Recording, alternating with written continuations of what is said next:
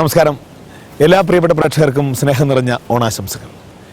ഈ ഓണക്കാലത്ത്, അതായത് ഇന്ന് മുതൽ 5 ദിവസത്തേക്ക് കേരളത്തിൻ്റെ തനത് വിഭവങ്ങൾ തേടിയുള്ള, കേരളത്തിൻ്റെ തനിമയാർന്ന രുചിഭേദങ്ങൾ തേടിയുള്ള യാത്രയിലാണ് ഞാൻ. ഈ യാത്രയിൽ എന്നോടൊപ്പം നിങ്ങളും ഉണ്ടാകണം. നമുക്ക് ഒഴിച്ചുകൂടാനാകാത്ത ധാരാളം വിഭവങ്ങളുണ്ട്. പക്ഷെ നമുക്ക് കേട്ടറിഞ്ഞതും കേൾക്കാത്തതുമായ വിഭവങ്ങൾ, കേരളത്തിൻ്റെ ഓരോ ജില്ലയിലും ഓരോ വ്യത്യസ്തമായ രുചിഭേദങ്ങളുണ്ട് എന്ന് നാം അറിഞ്ഞു കഴിഞ്ഞു. അപ്പോൾ അതിൽ തന്നെ നാം അറിയാതെ കിടക്കുന്ന ചില വിഭവങ്ങളുണ്ട്. അതിൻ്റെ രുചിക്കൂട്ടുകൾ, അതെങ്ങനെയാണ് പാകം ചെയ്യുന്നത്, അത്തരം രീതികളാണ് ഈ ഓണം നാളുകളിൽ നിങ്ങൾക്കായി ഞങ്ങൾ പരിചയപ്പെടുത്തുന്നത്. അതിൻ്റെ ഭാഗമായി ഇന്ന് ഞാൻ എത്തിച്ചേർന്നിരിക്കുന്നത്, ഇപ്പോൾ ഇത് നമ്മുടെ കേരളത്തിലെ ഏറ്റവും മനോഹരമായ പ്രദേശമായ മൂന്നാറിലാണ് ഞാൻ എത്തി നിൽക്കുന്നത്. ഇവിടെ വന്നതിന് ഏറ്റവും പ്രധാനമായ കാര്യം, നമുക്ക് ആഘോഷങ്ങളിൽ നിന്ന് ഒരിക്കൽ പോലും മാറ്റി നിർത്താനാകാത്ത, അല്ലെങ്കിൽ ഈ ഓണനാളുകൾ, വിശേഷിച്ചും ഓണനാളുകൾ ഒഴിച്ചു നിർത്താനാകാത്ത ഒരു വിഭവം എന്ന് പറയാൻ പറ്റില്ല, എല്ലാ വിഭവങ്ങൾക്കും ചേരുവയായി ചേർക്കുന്ന, ഒന്നാമനായി നിൽക്കുന്ന ഒരു കാര്യമുണ്ട്. മധുരം പകരുന്ന, നാവിൽ വെള്ളമൂറുന്ന ശർക്കര എന്ന് പറയുമ്പോൾ നമുക്ക് ഏറ്റവും പ്രധാനമായി ഓർമ്മ വരുന്ന കേരളത്തിൻ്റെ തനിമയാർന്ന രീതിയിൽ നിർമ്മിക്കുന്ന, കേരളത്തിൻ്റെ സ്വന്തം രുചിയുള്ള മറയൂർ ശർക്കര തേടിയുള്ള യാത്രയിലാണ് ഞാനിന്ന്. അതിൻ്റെ ഭാഗമായിട്ടാണ് മൂന്നാറെത്തിയത്. ഈ മൂന്നാറിൽ നിന്ന് 40ഓളം കിലോമീറ്റർ കഴിഞ്ഞാണ് നമ്മൾ മറയൂർ പോകേണ്ടത്. എന്തായാലും ഈ ഓണക്കാലത്ത് ഞാൻ യാത്രയാവുകയാണ് മൂന്നാറിൽ നിന്ന് മറയൂരിലേക്ക്. ഈ യാത്രയിൽ എന്നോടൊപ്പം നിങ്ങൾ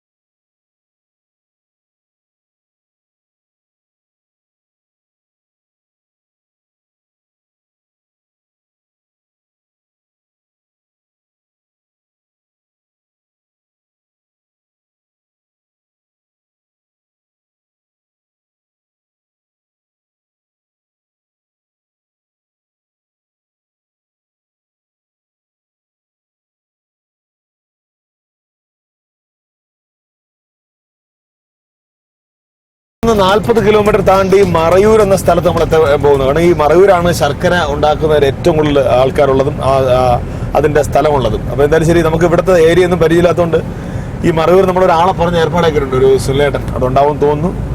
സുല്ലേട്ടോ, എവിടെ സുഹൃ? യെസ്, ഭാഗ്യം തേടിയ വള്ളി ജംഗ്ഷനിലുണ്ട്. സുല്ലേട്ടൻ അല്ലേ?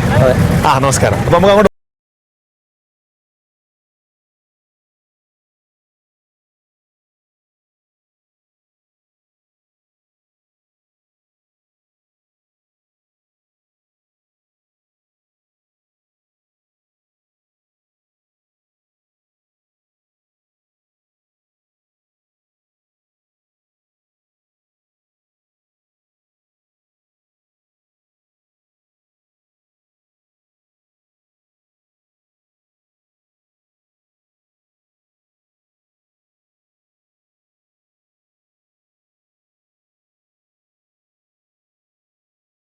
രഹസ്യം തേടിയുള്ള ഈ യാത്രക്കിടയിൽ നമ്മൾ നിൽക്കുന്നത് കാന്തല്ലൂരാണ് അല്ലേ? കാന്തല്ലൂർ റോഡിൽ പൈസനഗർ. നമുക്ക് നടക്കാം. ഇതിപ്പോ കരിമ്പൻ പാടമാണ്. കരിമ്പൻ പാടം റെഡിയാക്കി വരുന്നു.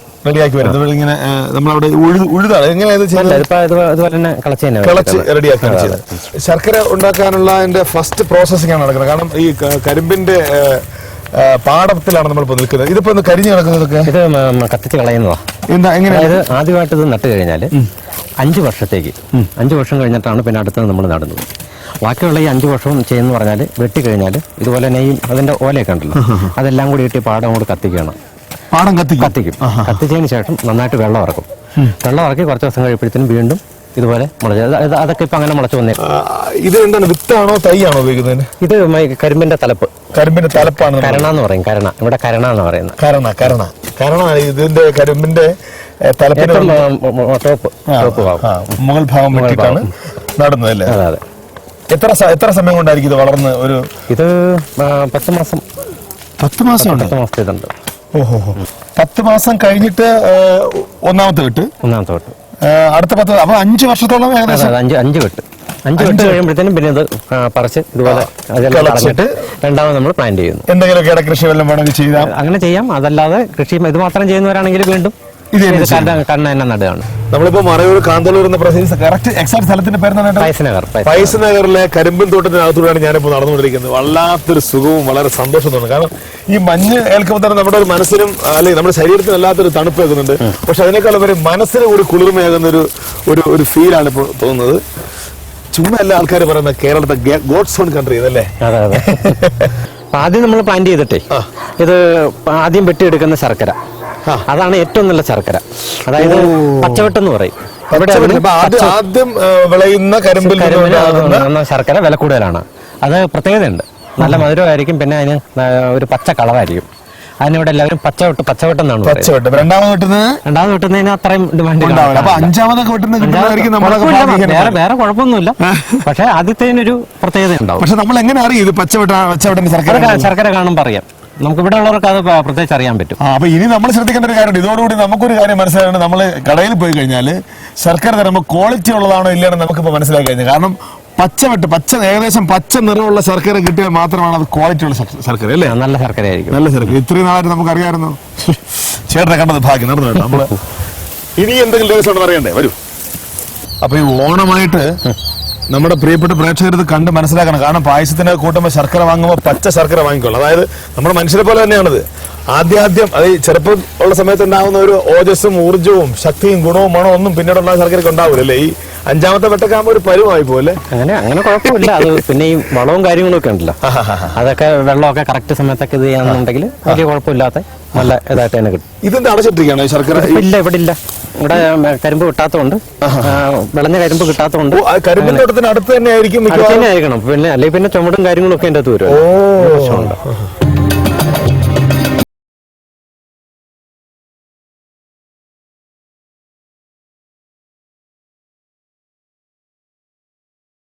ഇപ്പൊ നമ്മൾ കണ്ടത് പ്രവർത്തനം നടക്കാത്ത, അതായത് ഇടയ്ക്ക് വെച്ച് മഴക്കാലമായിട്ട് നിർത്തിവെച്ചിരിക്കുന്ന ഒരു സ്ഥലത്താണ് നമ്മൾ നിൽക്കുന്നത്. ഇനി പ്രവർത്തിച്ചുകൊണ്ടിരിക്കുന്ന ഒരു കൊപ്രയിലേക്ക് അല്ലേ? ആലപ്പുഴയിലേക്ക് നമുക്ക് പോവാം.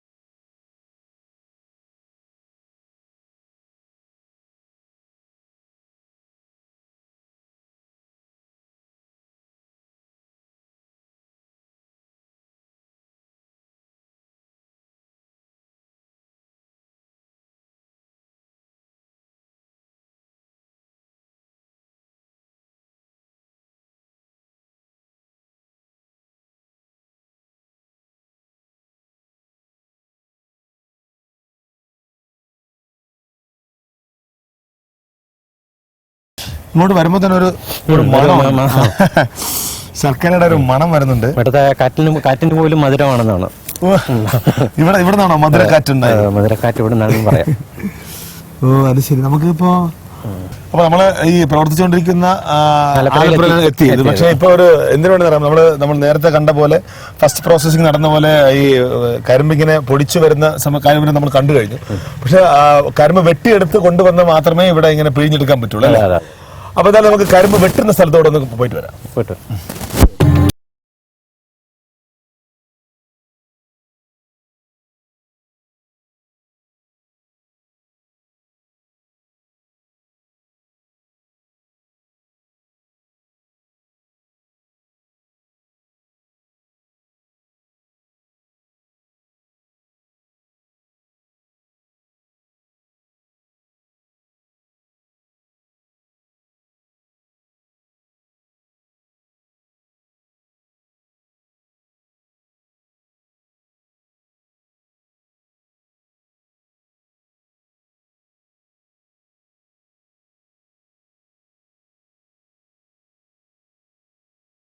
കഴിച്ചു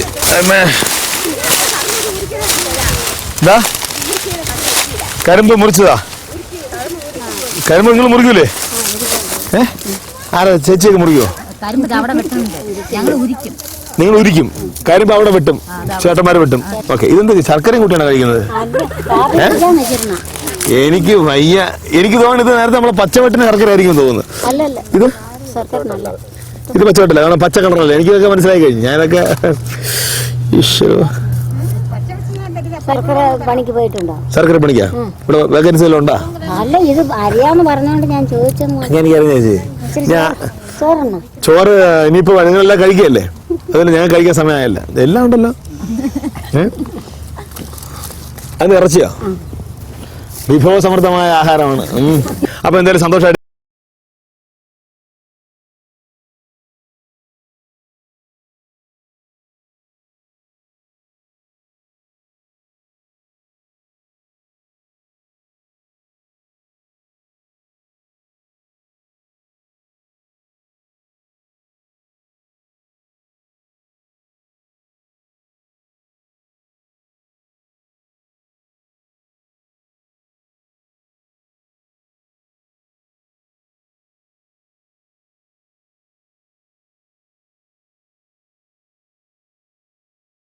വന്ന് കൂട്ടി നമ്മൾ അതുവരെ കണ്ടു. ചുവന്ന് കൂട്ടിയ ആ കരിമ്പിനതാ നമ്മുടെ അനിയൻ ഇതിനകത്തോട്ട് കയറ്റി. പേരെന്താ? സെൽവരാജ്. സെൽവരാജ് നിഷ്കരുണം, ഒരു കരുണയില്ലാതെ കരുണയിൽ നിന്നും മുളപൊട്ടി വന്ന ഈ കരിമ്പിനെ ഒരു കരുണയില്ലാതെ കമ്പിക്കകത്തോട്ട് കയറ്റിവിടുകയാണ്. ഇതൊരു അരിപ്പാണ്. ഈ അരിപ്പിലൂടെയാണ് ഇത് അകത്തേക്ക് പോകുന്നത്. അകത്തോട്ട് പോയിട്ട് ആ ഓസ് വഴി കയറി ആ ടാങ്കിനകത്തേക്ക് പോകും.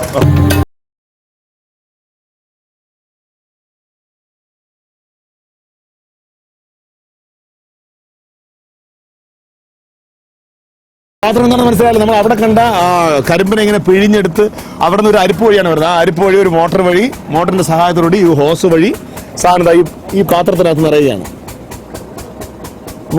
അടിപൊളി സംഭവം കേട്ടോ അത് കാണാനായിട്ട്. അതിനുശേഷം ഇത് ടാപ്പ് ഓപ്പൺ ചെയ്യുമ്പോൾ ഈ കൊപ്രയിലേക്ക്, ഈ കൊപ്രയിൽ ഇതിന്റെ ഒരു കൊപ്ര, ഈ കൊപ്രയിലേക്ക് ആണ് ഈ ജ്യൂസ് ഒന്ന് വീഴുന്നത്. ഇതാ തുറന്ന് നമ്മൾ നേരത്തെ അരിച്ചു കൊണ്ടുവന്ന ആ കരിമ്പിന്റെ കരിമ്പിന്റെ പാല് ഇതാ കൊപ്രയിലേക്ക് പകർന്നുകൊണ്ടിരിക്കുകയാണ്.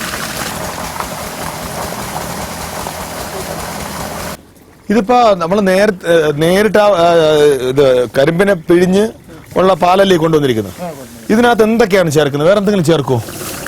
സോഡ ചേർക്കും. സോഡ നമ്മൾ അവിടെയല്ലേ ചേർക്കുള്ളൂ? ഇവിടെയും സോഡ ചേർക്കും. ഇവിടെ സോഡയും ചേർത്ത് ചുണ്ണാമ്പും ഇവിടെ ചേർക്കും. അതല്ല വേറെ ഒന്നും ചേർക്കാറില്ല. ഓക്കെ. അപ്പൊ കരിമ്പിന്റെ പാല് ഈ കൊപ്രയിലേക്ക് മാറ്റുന്ന കണ്ടു. അപ്പൊ അതിനുശേഷം അവർ കുറച്ച് സോഡാപ്പൊടി ഉപയോഗിച്ചിട്ടുണ്ട്, കാരണം ഇതിന്റെ മാലിന്യങ്ങൾ പൊങ്ങി വരാൻ വേണ്ടിയിട്ട്. അതിനുശേഷം അത് അരിപ്പ് വെച്ചിട്ട് ഇങ്ങനെ കോരി എടുക്കുകയാണ്.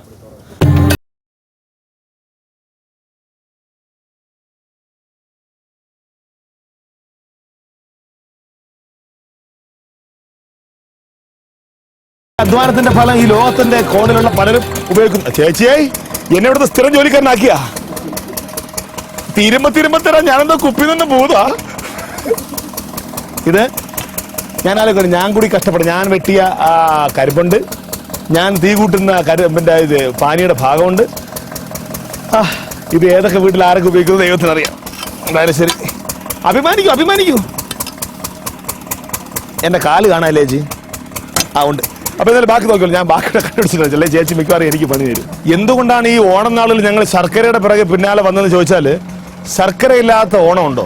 ഓണത്തിന്റെ എല്ലാ വിഭവങ്ങളിലും, മധുരമുള്ള ഓരോ വിഭവങ്ങളിലും ശർക്കര ഉണ്ടാവും.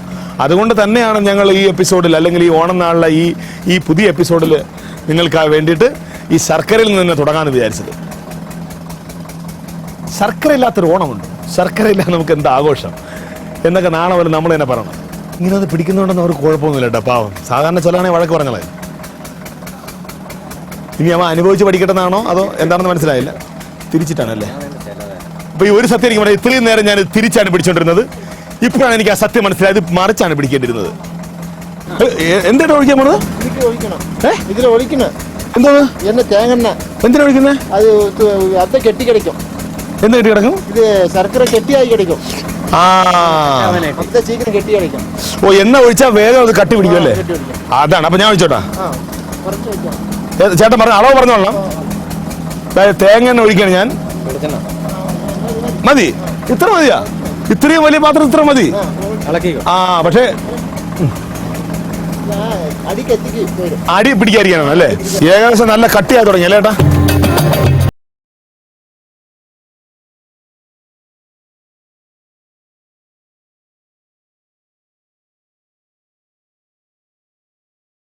ഏകദേശം കുഴമ്പ് രൂപമായിട്ടുണ്ട്. ഇത് ഏതാനും നിമിഷങ്ങൾക്ക് തന്നെ ഈ കൊപ്പരയിൽ നിന്ന് ഈ പാത്രത്തിലേക്ക് ഇത് ഒഴിക്കുന്നതാണ്. പാകമായ ഏട്ടാ കുറച്ചിട്ടുണ്ട്. വെള്ളത്തിൽ നനച്ചിട്ടേ ഈ തിളച്ചതിനകത്ത് കൈയിട്ട് നോക്കിയേട്ടൻ. ഈ നിത്യ തൊഴിൽ അഭ്യാസം എന്ന് പറഞ്ഞാൽ നിത്യം ചെയ്യുന്ന ഒരാളായതുകൊണ്ട് കുഴപ്പമില്ല. ഓ ഇപ്പൊ ഒരു വല്ലാത്തൊരു മണം വരുന്നുണ്ട് കേട്ടോ. ഈ കപ്പിയുടെ വരുന്ന ആ വടം കണ്ടോ, കയറാണ് നമ്മുടെ ഇതിൽ ഈ കൊപ്രയിലേക്ക് കണക്ട് ചെയ്തിട്ട് നമ്മൾ നേരത്തെ കണ്ട ആ ക്ലാമ്പിൽ പിന്നെ ആ ചെറിയ റൗണ്ടിലേക്ക് ക്ലാമ്പ് കണ്ടോ, അതിലിങ്ങനെ കണക്ട് ചെയ്യും. അതിലേക്ക് വന്ന് ആ ഒരു ഹൂക്ക് ഇട്ട് പിടിച്ചതിന് ശേഷമാണ് ഇതിങ്ങനെ കമിഴ്ത്തി ഈ പാത്രം പോലെ ഇരിക്കുന്ന സാധനത്തിലേക്ക് ഒഴിക്കുന്നത്. പാത്രം അതിലോട്ട് വെച്ചു. അവിടെ ഒരാൾ പിടിക്കുന്നുണ്ട്. രണ്ടുപേരുടെ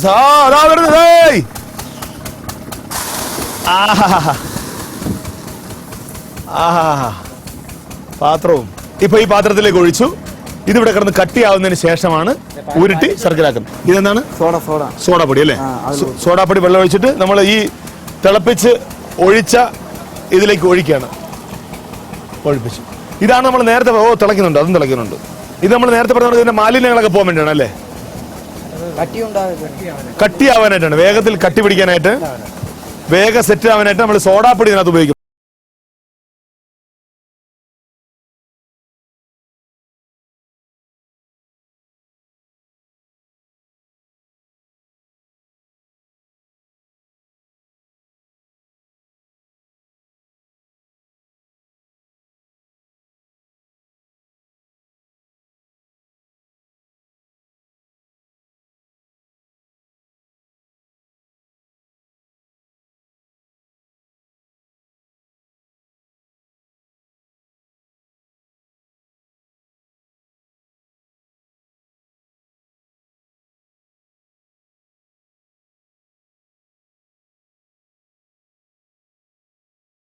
ശർക്കര പായസം ഉണ്ടാക്കാം, പലഹാരങ്ങൾ ഉണ്ടാക്കാം.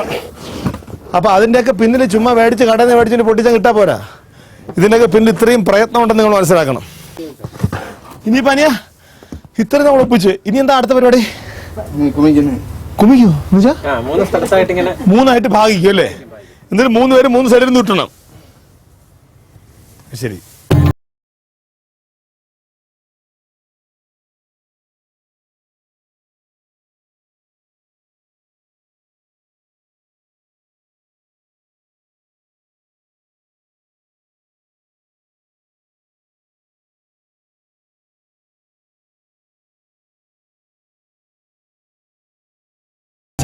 കരിമ്പ് വെട്ടിയതിടത്ത് ഞാനുണ്ടായിരുന്നു, ചുമന്നിടത്ത് ഞാൻ സഹായിക്കാനുണ്ടായിരുന്നു, പൊളിക്കാനുണ്ടായിരുന്നു, നടാനുണ്ടായിരുന്നു, കണ്ടം കാണാനുണ്ടായിരുന്നു, ജ്യൂസ് കുടിക്കാനുണ്ടായിരുന്നു, ഇളക്കാനുണ്ടായിരുന്നു, ഇതിങ്ങനെ ഉണക്കാനുണ്ടായിരുന്നു.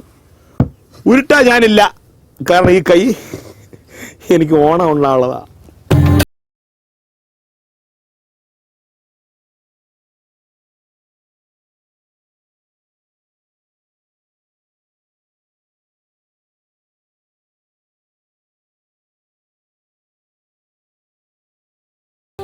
നമ്മൾ അന്വേഷിച്ചു വന്നത് ഉത്സവങ്ങളിലും ആഘോഷങ്ങളിലൊക്കെ നമുക്ക് ഒഴിച്ചുകൂടാനാകാത്ത മധുരത്തിൻ്റെ ഉത്തരവാദിയായ ശർക്കരയുടെ ഉറവിടം തേടിയാണ്. അതും വിശേഷപ്പെട്ട മറയൂർ ശർക്കരയുടെ ഉറവിടം തേടിയിട്ട് അതിൻ്റെ കൂട്ടെങ്ങനെയാണ്, അതെങ്ങനെയാണ് രൂപപ്പെട്ടത്, ശർക്കരയായി വരുന്നത് എന്നൊക്കെ കരിമ്പിൽ നിന്ന് ശർക്കരയിലേക്കുള്ള ദൂരം എത്രയാണ് എന്നൊക്കെ മനസ്സിലാക്കാനാണ് നമ്മളിവിടെ എത്തിയത്. അത് വളരെ നന്നായിട്ട് നമുക്ക് ഈ പറഞ്ഞ പോലെ മധുരമൂർന്ന വാക്കുകളിലും മധുരമൂർന്ന പ്രവൃത്തികളിലൂടെ ഈ മധുരത്തിൻ്റെ കഥ പറഞ്ഞു തന്ന ഈ കൂട്ടുകാരോട് യാത്ര പറഞ്ഞ് നമുക്ക് തൽക്കാലം ഇവിടുന്ന് യാത്രയാവാം. നമസ്കാരം ചേട്ടാ, താങ്ക് യു.